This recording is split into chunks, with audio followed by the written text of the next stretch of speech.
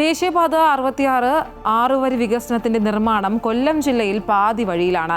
പല ഭാഗങ്ങളിലും ഫ്ലൈഓവർ നിർമ്മാണം ആരംഭിക്കാനാകാത്തതും കല്ലും താഴത്തെ രൂക്ഷമായ ഗതാഗതക്കുരുക്കും ജനങ്ങളുടെ പ്രതിഷേധത്തിന് ഇടയാക്കുകയാണ്. ഇതിനിടെ പാരിപ്പള്ളിയിലും ചാത്തന്നൂരിലും ഉയരപ്പാത ബലപ്പെടുത്താൻ നടത്തുന്ന സോയിൽ നെയിലിംഗ് നടപടിയെക്കുറിച്ചും ആശങ്ക ഉയരുന്നുണ്ട്. ദേശീയപാത 66 വികസനത്തിന്റെ ഭാഗമായി കൊല്ലം ജില്ലയിൽ കാവനാട്, പാരിപ്പള്ളി, കടമ്പാട്ടുകുളം, ചവറ മേഖലകളിൽ മാത്രമാണ് നിർമ്മാണം ഏകദേശം 70% പൂർത്തിയായത്. ബാക്കിയുള്ള സ്ഥലങ്ങളിൽ പ്രവൃത്തികൾ ഇപ്പോഴും ഇഴഞ്ഞു നീങ്ങുകയാണ്. ഫ്ലൈ ഓവറുകൾ നിർമ്മിക്കേണ്ട ഭാഗങ്ങളിലും ദേശീയപാത ഉയരപ്പാതയായി കടന്നുപോകുന്ന മേഖലകളിലുമാണ് ഏറ്റവും കൂടുതൽ കാലതാമസം നേരിടുന്നത്. കല്ലുംതാഴം അയത്തിൽ റോഡിൽ റെയിൽവേ മേൽപ്പാലത്തിന്റെയും ദേശീയപാതയുടെയും നിർമ്മാണത്തിനായി മാസങ്ങൾക്ക് മുൻപ് ഗതാഗതം നിരോധിച്ചിരുന്നു.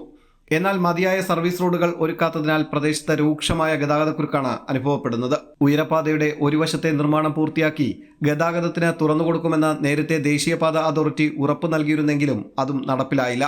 കൊല്ലം പട്ടണത്തിൻ്റെ കിഴക്കേ മേഖലയിലുള്ള പ്രധാനപ്പെട്ട ഒരു ജംഗ്ഷനാണ് നാഷണൽ ഹൈവേ അതോറിറ്റിയുടെ നിർമ്മാണം മൂലം അടഞ്ഞിരിക്കുന്നത്. കൊല്ലം ടൗണിൽ ഇപ്പോൾ ഉണ്ടായിരിക്കുന്ന ഈ ഗതാഗത തടസ്സം, കുരുക്ക് എല്ലാം ഗതാഗത കുരുക്ക് തടസ്സമുണ്ടായിരിക്കുന്നത് ഇവിടുത്തെ നിർമ്മാണ വൈകല്യം ഒന്നുകൊണ്ട് മാത്രമാണ്. അതുകൊണ്ട് ഞങ്ങളുടെ ആവശ്യം ഈ NHന്റെ പണി തീരുന്നതോടൊപ്പം തന്നെ പ്രദേശവാസികളാണല്ലോ ഈ സർവീസ് റോഡ് ഉപയോഗിക്കുന്നത്. പ്രദേശവാസികൾക്ക് ഇവിടെ ഈ റെയിൽവേ ലൈനിൽ വന്ന് മുട്ടിക്കഴിഞ്ഞാൽ അപ്പുറത്തോട്ട് ഇപ്പുറത്തോട്ട് വഴിയില്ല. അതിനുള്ള വഴി ഉണ്ടാകണം എന്നുള്ള 6 മാസക്കാലത്ത് ഞങ്ങളുടെ സമരം, നിരന്തരമായുള്ള സമരമാണ് ഇവിടെ നടന്നുകൊണ്ടിരിക്കുന്നത്. പ്രതിഷേധം ശക്തമായതോടെയാണ് മന്ത്രി ഷിബു ബേബി ജോൺ നേരിട്ട് സ്ഥലത്തെത്തി ഉദ്യോഗസ്ഥരുമായി ചർച്ച നടത്തിയത്. കല്ലും താഴത്തെ ഗതാഗത പ്രശ്നത്തിന് ഈ മാസം 22-നകം പരിഹാരം കാണുമെന്ന് ഉദ്യോഗസ്ഥർ ഉറപ്പു നൽകിയതായി മന്ത്രി അറിയിച്ചു. മേവറം ജംഗ്ഷനിൽ സുരക്ഷാ ഭീഷണി ചൂണ്ടിക്കാട്ടി ഉയരപ്പാതയുടെ ഭാഗം പൊളിച്ചുമാറ്റിയെങ്കിലും ഫ്ലൈ ഓവർ നിർമ്മാണം ഇതുവരെ തുടങ്ങിയിട്ടില്ല. കടവൂരിൽ പൈലിംഗ് ജോലികൾ മാത്രമാണ് പുരോഗമിക്കുന്നത്.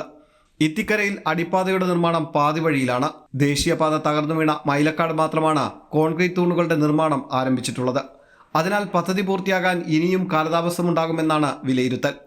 അതുകൊണ്ട് തന്നെ നിർമ്മാണം വേഗത്തിലാക്കി ഗതാഗതക്കുരുക്കിനും യാത്രാ ദുരിതത്തിനും എത്രയും വേഗം പരിഹാരം കാണണമെന്നാണ് പ്രദേശവാസികളും യാത്രക്കാരും ആവശ്യപ്പെടുന്നത്.